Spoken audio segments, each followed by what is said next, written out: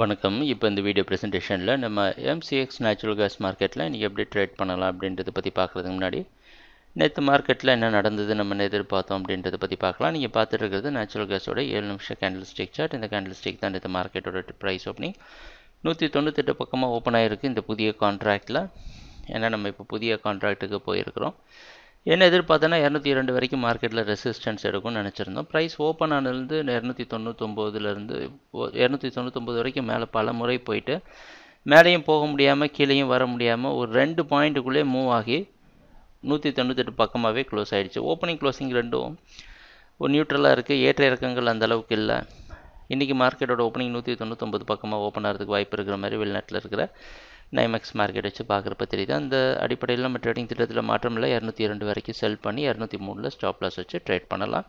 இன்னும் market down ட்ரெண்டுக்கு சாதகமாக இருக்கும் அப்படின்றது தான் நம்ம எதிர்பார்ப்பு. ட்ரேடிங் நடக்கிறப்ப பார்ப்போம் என்னென்ன மாற்றங்கள் வருதுன்னு. எங்கள் வீடியோ ப்ரெசன்டேஷனை தொடர்ந்து பார்த்துட்டு வந்ததுக்கு மிக்க நன்றி, மகிழ்ச்சி, வணக்கம்.